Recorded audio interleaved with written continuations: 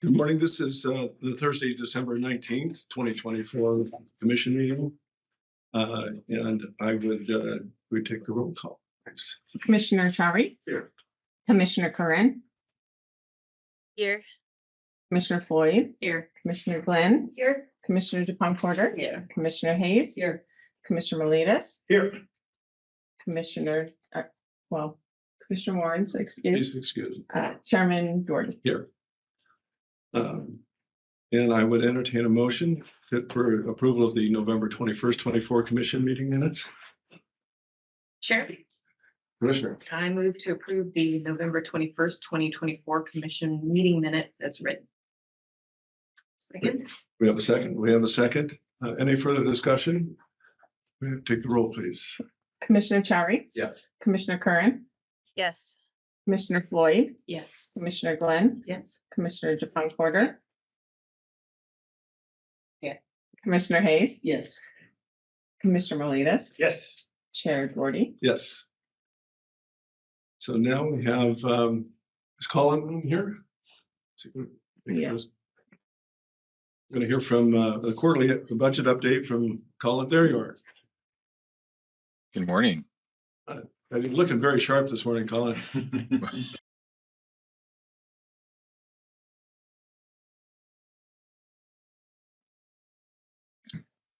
Let me see if I can get this up here for you.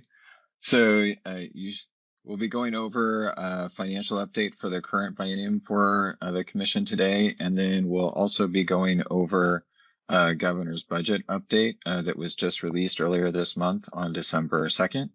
And spoiler alert for the governor's budget, it was a very good budget for us as an agency, and really looking forward to carrying that over to the legislative session that'll be starting here next month.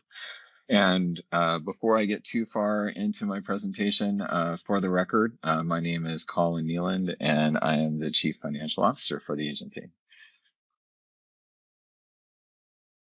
And so we'll go ahead and jump right into our just an overview on how our sales have been doing. And this is really going back all the way to the beginning of the last biennium. So we're taking a look at how our sales have done in terms of dollars from July of 2021 to last month here in November of 2024. And really the story that we've been talking about just continues to be what we see is that as far as dollar sales go, we're really seeing a very flat trend that's been going on now for over 3 years from as far as the gross revenue that we're seeing from liquor sales. And it's something that we'll continue to monitor as we go forward into the next biennium. In the next biennium, I'm actually projecting an overall top line increase of 4%, partly made up by an increase in cases of an estimate of increasing case sales by 2% in quantity. And then sales, of course, would make up the rest of that. And that is something that we're continuing to watch. And I'll get into just a little bit more here on the next slide, which shows liquor cases sold. And as you can see here, it's a similar story as fairly flat. One thing I am watching here is that what we're seeing in our fiscal year 2025, which started in July of this year and will go through June of 25, and that's the light blue line that you see. And it doesn't go all the way across this chart, of course, because we're just in the middle of this fiscal year, is we're currently seeing liquor cases sold trending about 3% less than what we did in fiscal year 2024. And so that is something that we're continuing to watch, because my projections for the current fiscal year had been that we would be the same as what we did in the last year, which is about 3.8 million cases. So watching to see how that trend continues. And of course, December will be a big month for that. And then the projection going forward into the next biennium is really projecting to have that annual number of cases trend up towards 3.9 million a fiscal year. So that's overall, the trend is relatively flat, but we're trending a little lower than what I had projected. And so, of course, we're continuing to watch that. And we'll continue to keep the commission updated as we continue to go through the fiscal year and head into the next biennium. And then now we'll transition to talking about the governor's budget that just came out here on December 2nd. And of course, the governor's budget is not our official budget that we will use in the next biennium, but it is the executive branch's starting point for the conversation for the legislature as they take up the governor's budget for consideration during this legislative session. And so where we're at on this circle, and it's a circle because the budget cycle never stops, as you can see here. But obviously we're in this lower left corner where the governor's budget, the blue area where the governor's budget is now complete. And we are going through the details of that. And then we'll be moving that into the legislative session going through January through June of this next calendar year.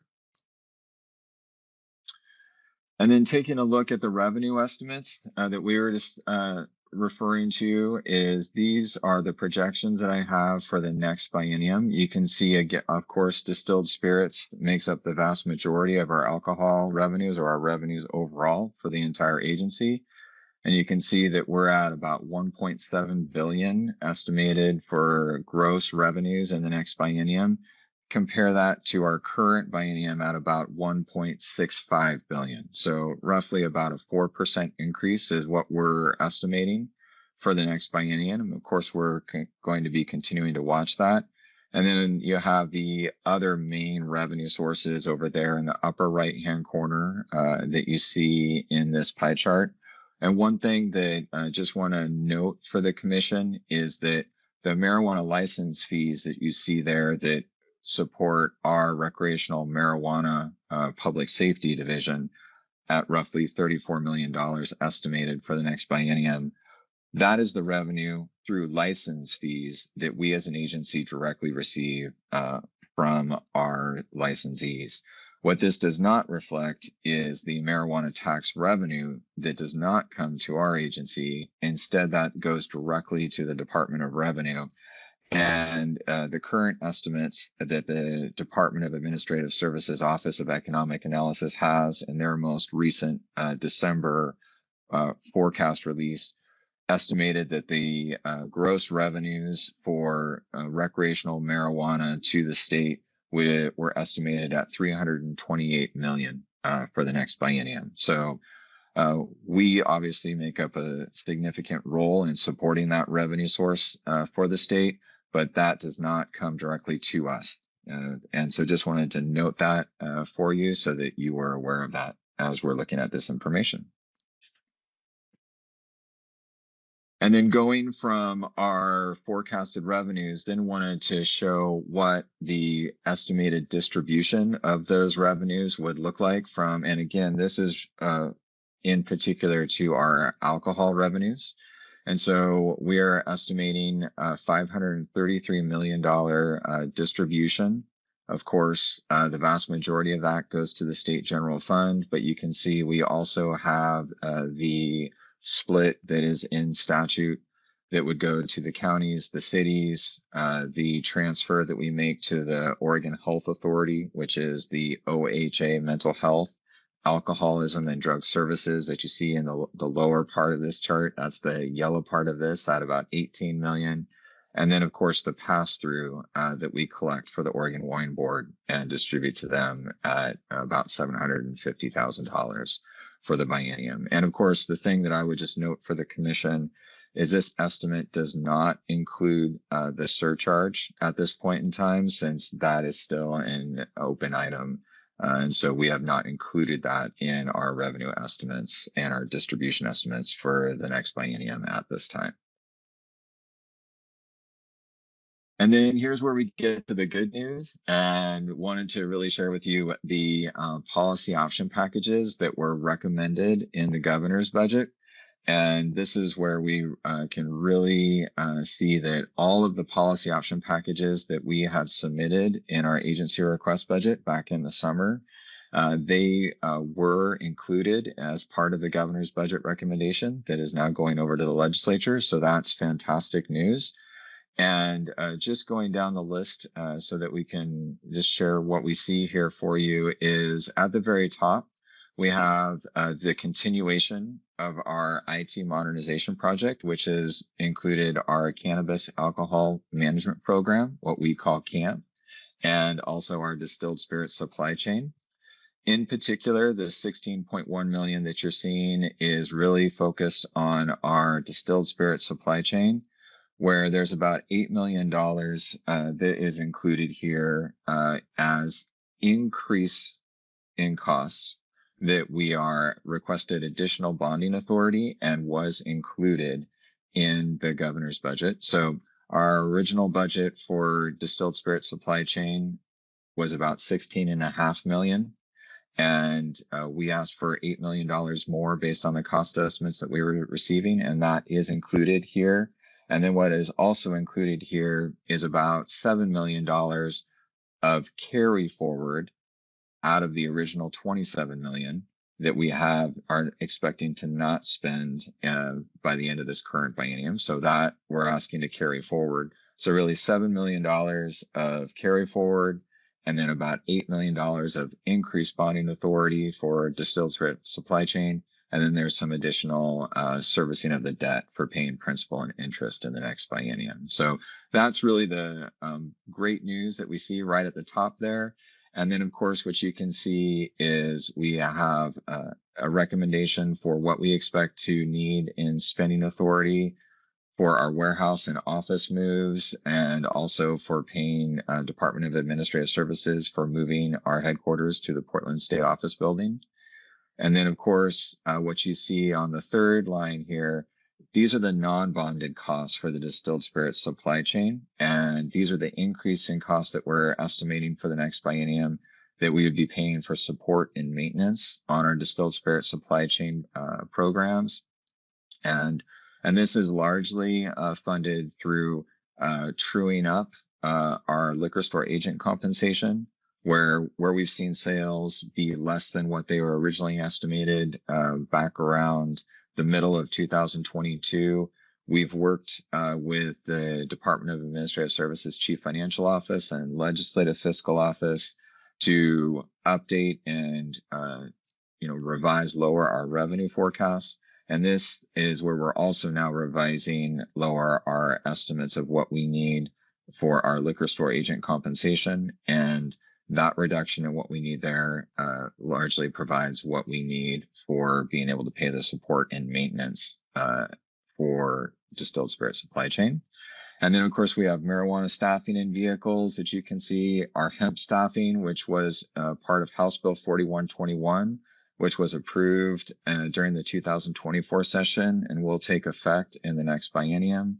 And then, of course, we have the agency realignment and cost allocation work that we've been doing. So overall, a lot of great news, and definitely shows the results of a lot of work across the agency, and of course, the support of the commission as we were moving these conversations forward.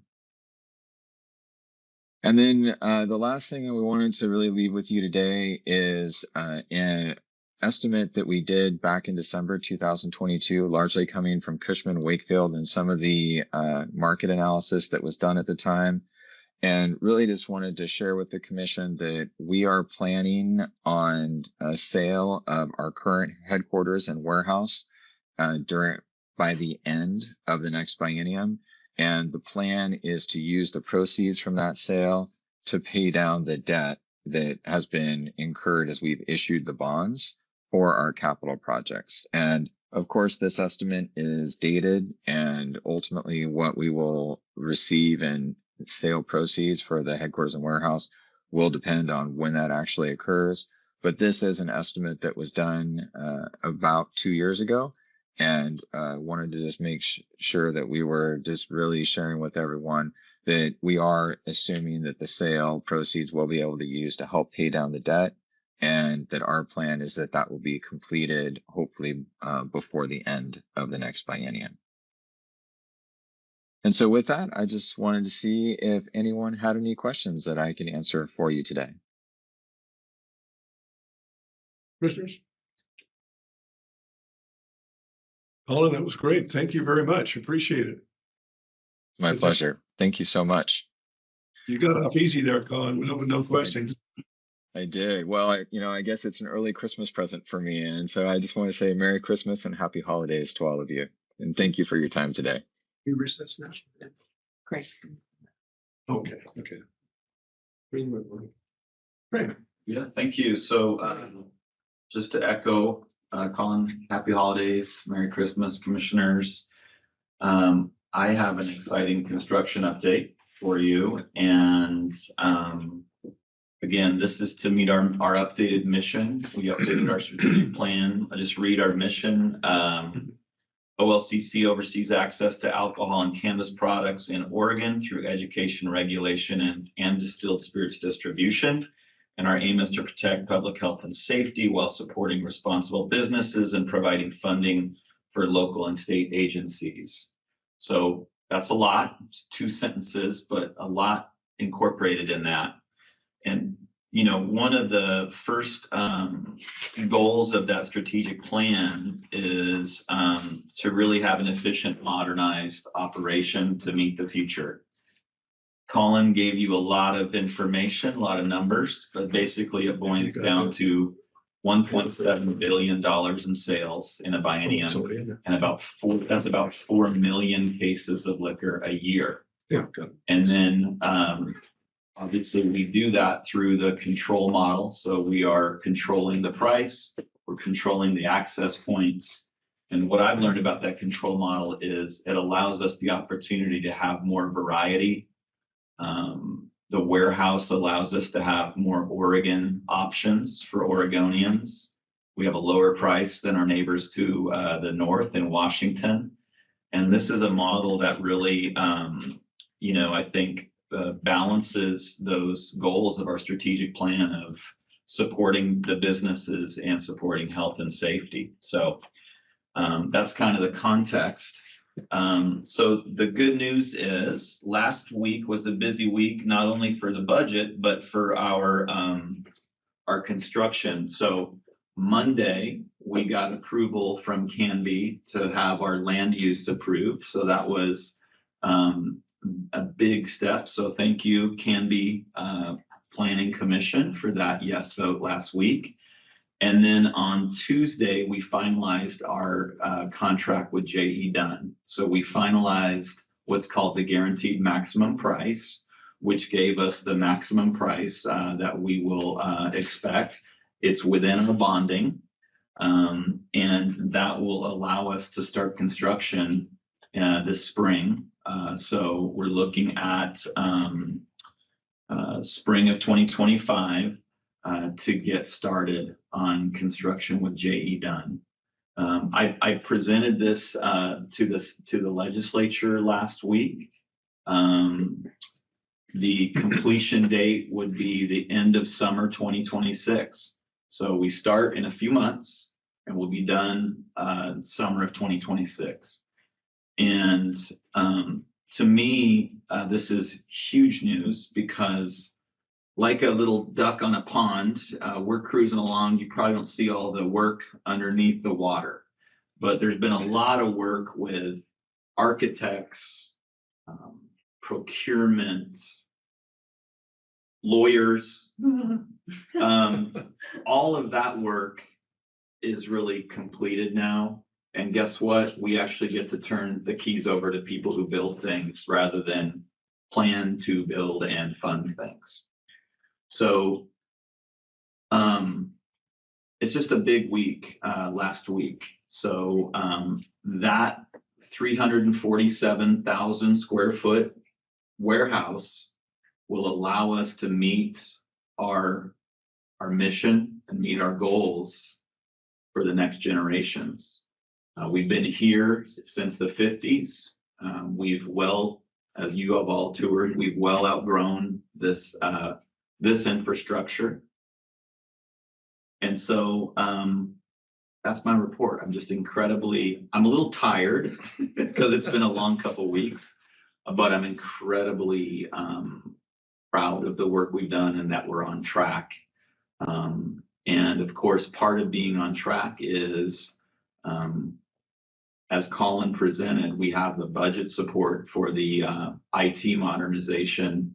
So of our distilled spirit supply chain and all of the licensing that this staff is taking on.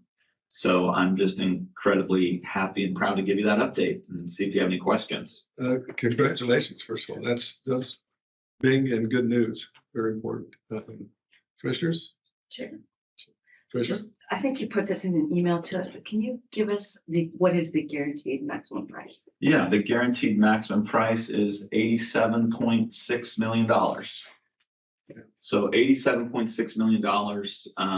This includes a state-of-the-art conveyance system. So the material handling system within that warehouse allows us to service this control model. So think 285 small businesses in Oregon, throughout Oregon. You get to review those. So think of the one where we were reviewing the store in Halfway, Oregon. We're talking in Frontier, Oregon. And then you have large stores, some of our biggest selling stores in Portland. Those are the access points for liquor in Oregon, because we separate access to liquor from access to beer, wine, and cider. And we want people to, the goal is with those lower alcohol beer, wine, and cider, that's easier access. And then we control access to liquor.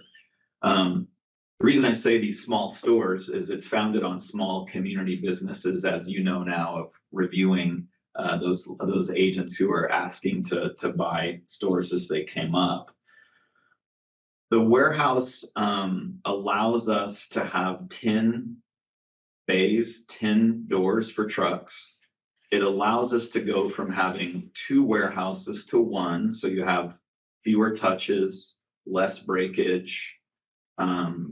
And what it really does is, with that material handling system, which is state of the art, it allows us to go from truckloads down to pallets, down to individual cases. And then for the rare things or things that are special ordered liquor bottles, those are individually packed by our staff so they can go into these small businesses. And that model, I just think is a precious model. That's, I think you can see that the governor and thinks it's a model that we want to invest in, because she's consistently kept it in her budget. The legislature approved the bonding for this. And so that's the price, 87.6. And that's for the completion of the warehouse and the conveyance system. And J.E. Dunn's handling all of that. So, Craig, my understanding, correct me if I'm wrong here, that we're so over our capacity. I mean, the ideal capacity is like 80%, and we're what, at 110 or something like that. Yeah. So this is a big deal. This is enormous for us. It really is a big deal, because yes, the impetus for this move happened prior to me coming to OLCC, but you can see Deloitte & Touche did a study in 2019 that showed we are well over our efficient capacity.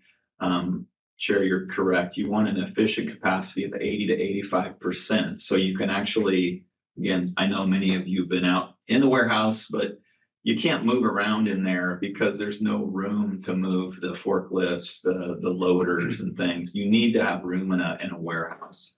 And so, yes, we've been over the efficient capacity. And then during the holidays, we get over 100, we're at 100% capacity.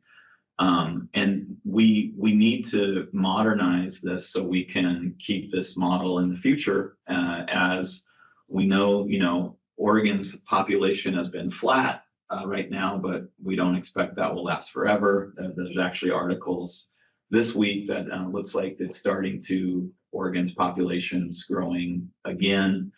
But we've needed to do this move for several several years. It's been something that we've needed to do to meet the future. And make sure we can keep those hallmark benefits of the control model for our Oregonians. So, yeah. that's Thank the- you. Thanks, Craig. You bet. And you can use that phrase, chair, you're correct, anytime. You can slide that in there anytime. All right. Tim, what is that transition gonna look like? You know, going from the old warehouse to the new, and how long is that gonna take? So again, the Commissioner, the transition, is an enormous undertaking. We have created, committees on building the warehouse, moving the warehouse, moving into the headquarters. So the way this will look is we've been planning for it, and we will continue to plan it. And we now have a schedule that we can plan around. So there's several pieces to that. One is making sure that that material handling system works and making sure you don't try to move during the holidays. So you don't want to move in November and December when we sell most of the liquor. So you're really working off of the construction plan and the seasonality of liquor sales. And so Alan Rowe is going to be working on that. We've identified the leaders within the agency who are going to make sure those transitions happen. And then we will get that done. And then we're also planning, as you know, we're planning to move the headquarters too. So several moving parts to that, but we're going to do it we're planning it now, and we will do that in an efficient manner. But it is a lot for the staff here. It is a lot of work. And so really appreciate the folks that are wearing two hats or doing planning with what we call build, move, modernize. And then of course, keep things rolling while we're doing all that. Yeah, thanks, Craig. Any other questions? Okay, we will now take a recess. The commission will temporarily recess its public meeting to discuss proposed stipulated settlement agreements from contested cases under ORS 183.417 and as authorized under ORS 192.6901. Okay, we are back in session.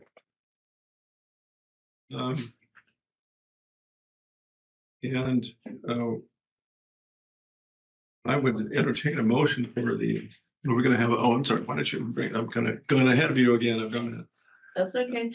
Good morning, members of the commission and Chair Doherty. For the record, my name is Andrea Lee, and I'm a case presenter with the Administrative Hearings Division. I'm presenting 3 alcohol settlement agreement and 2 marijuana settlement agreement for your ratification, and I'm available for any questions. Commissioners? Questions? Way too easy. You're right, Chair. All right, so now, would entertain a motion for, we can just do these in 2 motions. So can I get a motion for the alcohol stipulated settlement agreements? Chair, I would motion to ratify the 3 alcohol stipulated settlement agreements as proposed by staff. Second. Moved and seconded. Further discussion? We have the roll, please. Commissioner Chowry, Yes. Commissioner Curran, Yes. Commissioner Floyd, Yes. Commissioner Glenn, Yes. Commissioner Japon Porter, Yes. Commissioner Hayes, Yes. Commissioner Molitas, Yes. Chair Doherty. Yes. Do we want to discuss the marijuana settlement agreements, or you good on that? Any questions on that? I would entertain a motion for the marijuana stipulated settlement agreements. Chair. Commissioner, I move to ratify the 2 cannabis stipulated settlement agreements as proposed by staff.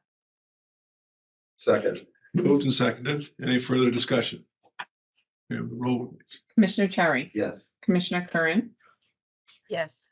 Commissioner Floyd, Yes. Commissioner Glenn, Yes. Commissioner Japon Porter, Commissioner Hayes, Yes. Commissioner Molitas, Chair Doherty. Yes. Okay, Thank you. thank you. That was way too easy, and we're gonna have to get more questions up here. Thank you. Thank you. And Nicole, Let's keep this welcome. easygoing vibe. Everyone. Is this your last act before going to Hawaii? Yes, aloha until 2026. 2026. 25. 25. Man, That's a big vacation, Nicole. that would have been so much better if it was true. Well, good morning, Chair Doherty and Commissioners. For the record, Nicole Blase, and I'm the Rules Coordinator for the OLCC. And I'm here to present 2 rulemaking actions for your consideration today to close out 2024. Our first item for today is a final action for the 2024 marijuana bill and technical package. And just a quick note, Chair Doherty and Commissioners, you will see that we have 2 suggested motions for this package. All of the rules will be in one package, but we have a few rules with a separate effective date. Most of the package will become effective if passed on January 1st, 2025, and a few others will be effective March 31st, 2025, due to camp implementation. So let's see. All right. The Oregon Legislature passed House Bill 4121 during the 2024 Oregon legislative session, which has several provisions that require agency rulemaking to implement. Further, the agency must also undertake rulemaking to respond to changes within the industry. The topics which require OLCC rulemaking are per capita licensing requirements, hemp minor decoy operations, temporary worker permits, and retail location to a pre-kindergarten or kindergarten. And we have some of our policy staff joining virtually if you have any questions about this package. Chair, no questions, a few comments. I think this was good. And I really think it's great that the explanations that you're essentially showing your work, because we didn't used to do that. We just you got the rules committees, and then rules would get made first time. A lot of people would see them were after the fact. I think it's great that, especially for the commissioners, that we can kind of go through, see the reason for the rule, the discussion that was had behind it, and so it's clear, because after the fact, there's always something that comes up. So it's good to have that to refer to. I have no issue with it, and I know that some of these are contingent on a January 1st go date.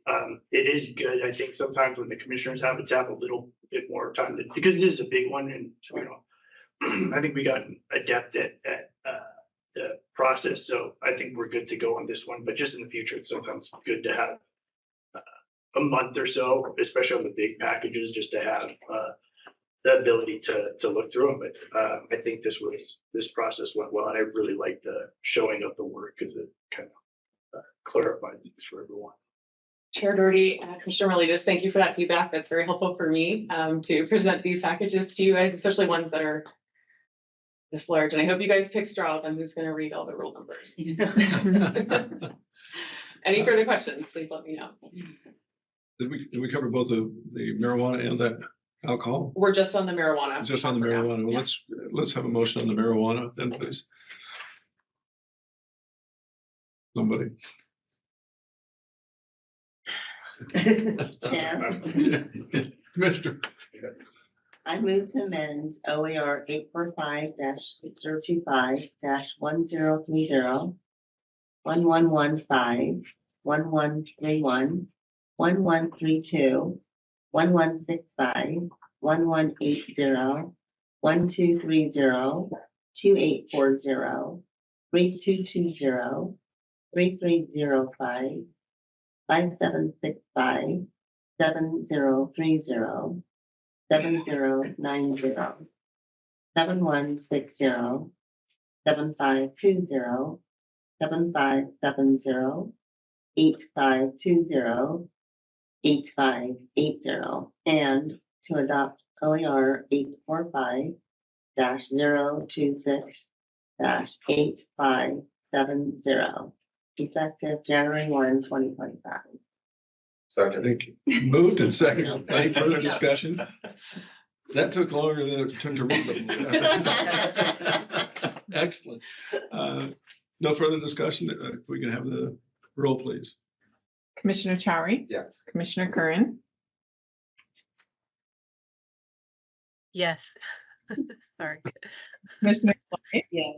Commissioner Glenn, Yes. Commissioner Japon Porter, Yeah. Commissioner Hayes, Yes. Commissioner Melinas, Yes. Chair Doherty. Yes. Okay, how about? What do I need? Chair, we do have the second suggested Second motion. motion. We need another motion on this suggested motion too. Yes, yeah, thank you. Always, keep my head now. I move to amend OAR 845-025-1015, 1060, 5500, 5520, 5540, 5560, and 5590, effective March 31, 2025. Thank you. Second. Moved and seconded. Any further discussion? We have the roll, please. Commissioner Chari, Yes. Commissioner Curran, Yes. Commissioner Floyd, Yes. Commissioner Glenn, Yes. Commissioner Japon Porter, Yes. Commissioner Hayes, Yes. Commissioner Melinas, Yes. Chair Doherty. Yes. Great. Our next item is final action for the alcohol housekeeping and technical package. This will be one motion, still a lot of numbers, but all in one. The Oregon Legislature passed House Bill 4138 during the 2024 Oregon legislative session, which has several provisions that require agency rulemaking to implement. At the same time, the Cannabis and Alcohol Management Program, otherwise known as CAM, is being configured for alcohol service permits with a planned launch date of March 31st, 2025. Further, the agency must also undertake rulemaking to respond to changes within the industry. The topics which require OLCC rulemaking are alcohol licensing service permit requirements, alcohol licensing service permit designee implementation, temporary service permit implementation, server education as a barrier to temporary service permit issuance, and service permit renewals. Happy to answer any questions. Commissioners. I would entertain a motion on the final housekeeping. Okay, Number one. Chair, Yes. I'll do it. Chair, I move to amend OAR 845-005-0304, 0311, 0320, 0325, 0332, 0355, 0360, 0365, 0428, 0440, 0450, 845-006-0335, 0345, 0350, 0392, 0396, 0399, 0428, 0433, 0434, 0446, 0450, 0452, 0462, 0500, 845-009-0005, 0010, 0015, 0020, 0100, 0105, 0115, and 0150. And to repeal OAR 845-009-0075, 0080, 0085, 0090, and 845-016-0068, effective March 31st, 2025. Moved. Do we have a second? Second. Moved and seconded. Any further discussion? We have the roll, please. Commissioner Chari, Yes. Commissioner Curran, Yes. Commissioner Floyd, Yes. Commissioner Glenn, Yes. Commissioner Japon Porter, Commissioner Hayes, Yes. Commissioner Melinas, Yes. Chair Doherty. Yes. Thank you, Nicole. Thank you very much. This was, you. as Commissioner Melina said, this is very helpful the way it was laid out. It's a lot of stuff in there, and you may whine a little bit by having all this to read, but putting it together must have been enormous. And I appreciate all the work that you and all the staff do to put it together so we can understand it. Thank you very Yeah. much. I really appreciate that and have a wonderful holiday. And we're rule free. Another month, maybe. With that, I think we're adjourned, are we? And so everybody have a, what do we, I'm sorry. Chair, I would like to Oh, make a yes. note, if you don't mind. Sorry. It- Yes, please. I just want to make a note. It's been a while since we've heard from our stakeholders. Yeah. And I think it would be great for some of our, especially newer commissioners here, to hear from them. We've got the Oregon Restaurant and Lodging Association, the Oregon Wine Board, the Brewers Guild. We've got a lot of small craft distillers out there, our liquor store agents, and as well as the folks on the cannabis side. We have not heard from them, and we usually, will get quarterly updates from these guys, and I think it's important that we hear from them to help form our decisions. I'll leave you with some fun facts about Oregon hospitality. But Oregon is home of 400 breweries, got 1,000 wineries, 1,400 vineyards, 70 cideries, 100 distilleries, 73 distributors, and we're home of nearly 10,000 restaurants out there. That's a lot of folks in Oregon that, we set policy for, and we need to make sure that we hear from them. I know that there's a lot of challenges in hospitality right now, and we need to hear from them. I also, on the good of the order, I know here coming up, we've got a legislative session, correct? January through, is it June? We've got the next legislative session. We usually are getting updates by now from, the Director of Governor Relations, Rosie Shatkin, on a legislative report. And we haven't had one of those. I don't know what our legislative priority is. We should know that, what our priorities coming into this legislative session. So that's something else that we need to make sure here pretty soon that we'll put on the agenda.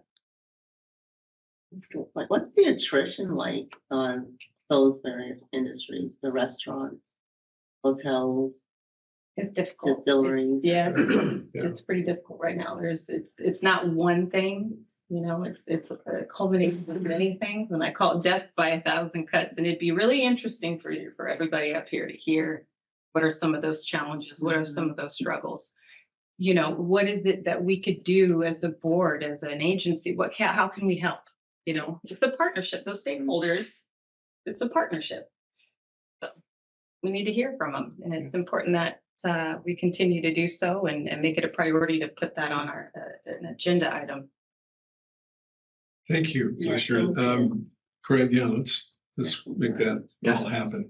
I think it's very important. And I appreciate you laying out the number of distilleries, the number of these that we have, because these are the small businesses. Yeah. This is what this model supports, this control state model where we see, privatization come in and you've got, state of Washington, those are not supported that way. All the big boys get to take all the shelf space and all the business. So this is really, really important. And I'm glad that you brought it up because that's the lifeblood of Oregon and the small business. So thank you very much. We got to protect it. Yeah, we need to protect it. Craig? Thank you. Just want to thank you, Commissioner Floyd. I'll get those on. Just to let you know, I met with Orla last week at their legislative committee, presented on the warehouse at their request. So, and I'm meeting with them next week. So I want to let you know, staff meets with all of our partners, do that quarterly, but I agree it's important to get them in front of you, talk about the industry. So we'll make sure we do that. And then before the end, I wanted to say two things. You'll get an email from either Laura or me or Dennis about how I'm doing. This is the time for my review. So that is not what do you call it? It's not a scam email. It's not a robot email. really want to have you do, it's called, the Agency Director 360. So you'll be getting that. So please don't dump that in your, delete file. It's important for me to get your feedback. And then I just, it's the time for our staff, are having their holiday parties. So I know Salem and Medford had their, white elephant parties yesterday. They're sharing gifts with each other. I know, the hearings division did too. So, there's a lot going on in our industries that we partner with, and then there's a lot of work that our staff are doing, to meet our mission. So I just wanted to wish all of the staff happy holidays and Merry Christmas. And I hope you enjoy the time with your families, but it's fun to have people that you enjoy working with, and you can have a silly white elephant time. So I just wanted to say, I hope you all enjoy the season and happy holidays. Yeah. Thank you, Nicole and Andrea. Thank you very much for your presentations. And with that, we are adjourned.